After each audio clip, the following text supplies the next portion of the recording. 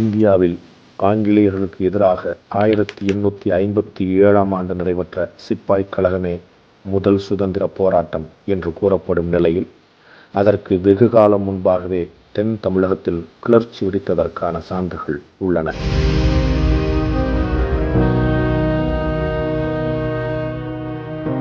1529 மதுரையை ஆண்ட நாயக்க மன்னர்கள் அதைச் சுற்றியுள்ள பகுதிகளை 72 பாளையங்களாக பிரித்து ஆளத் தொடங்கினர். இந்த 72 பாளையங்களில் ஒன்று சிவகங்கை.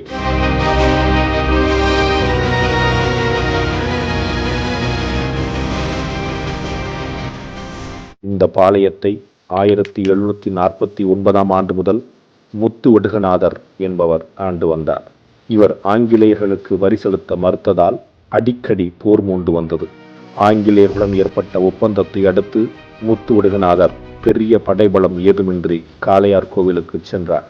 இதை அறிந்த ஆங்கிலேய படைகள் 2 தரப்பாக பிரிந்து காளையார் கோவில் சென்ற முத்து ஒடுகநாதரையும் சிவகங்கை கோட்டையையும் ஒரே நேரத்தில் தாக்கின.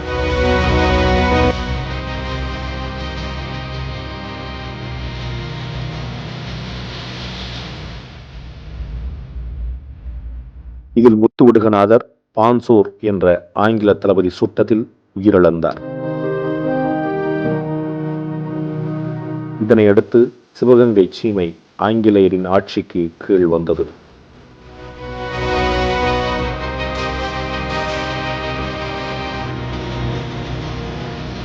ஆயிரத்தி 1780 முத்து ஒடுகநாதரின் மனைவி வேலுநாச்சியார் ஹைதர் அலி உதவியுடன் பெரிய மருது சின்ன மருது துணையுடன் ஆங்கிலேயரை விரட்டி மீண்டும் சிவகங்கை சீமையை ஆளத் தொடங்கினார்.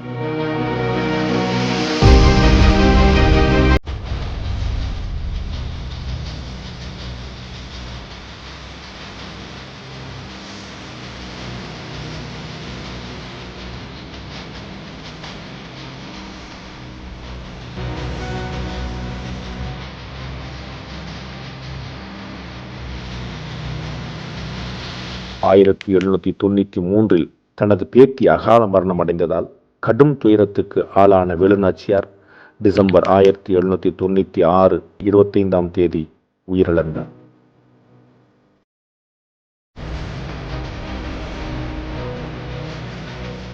தொடர்ந்து சிவகங்கை சீமை மருது சகோதரர்கள் பாதுகாப்பிலேயே இருந்தது.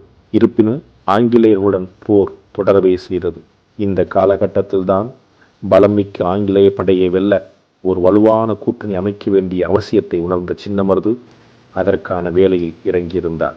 இந்த சமயத்தில் வீரபாண்டிய கட்டபொம்மனின் தம்பி ஊமைத்துறைக்கு அடைக்கலம் தந்ததாக கூறி 1801 மே 28ஆம் தேதி ஆங்கிலேயர்கள் சிவகங்கை சீமை மீது போர் தொடுத்தனர். சின்ன மருதுவை சிறைபிடிக்க ஆங்கிலேய படைத்தளபதி கர்னல் அக்னியூ ஒரு அறிவிக்கையை ஜூன் 12ஆம் தேதி வெளியிட்டார். அதில் சிவகங்கை சேர்வை சின்ன மருது கம்பெனி அரசுக்கு செய்ய வேண்டிய கடமைகளில் இருந்து தவறியுள்ளார். கம்பெனி அரசின் ஆணைகளை மதிக்காமல் பாஞ்சாலங்குறிச்சியின் போராட்டக்காரர்களுக்கு ஆட்களையும் ஆயுதங்களையும் கொடுத்து வருகிறார். முறையான வாரிசாகவும் இல்லாமல் சிவகங்கையின் மீது தனது முறையற்ற அதிகாரத்தை செலுத்தி வருகிறார் சின்ன மருது. இப்போது சிவகங்கையின் அரியணையை அபகரிக்க ஆயுதங்கள் எடுத்து போராடி வருகிறார்.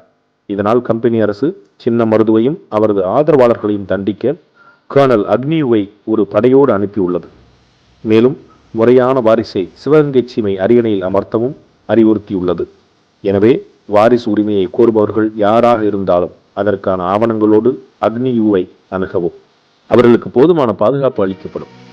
கிளர்ச்சியாளர்களுக்கு தகுந்த தண்டனை அளித்த பிறகு வாரிசுரிமையை பற்றி தீர விசாரித்து உரிமை உள்ளவர்களுக்கு பட்டம் அளிக்கப்படும் என்று அந்த அறிவிக்கையில் கூறப்பட்டிருந்தது.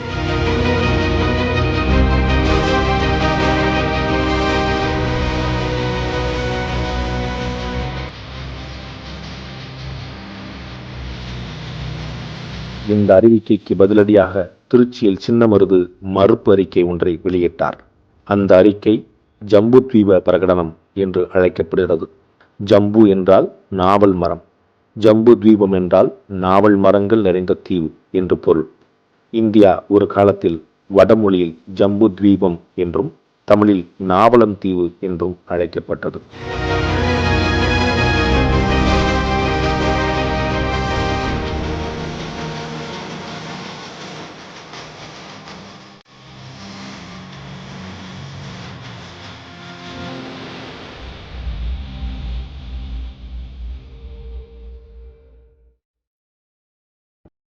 ஜம்புத்தீவு பிரகடனத்தை 1801ஆம் ஆண்டு ஜூன் 16ஆம் தேதி சின்னமருது திருச்சியில் வெளியிட்டார்.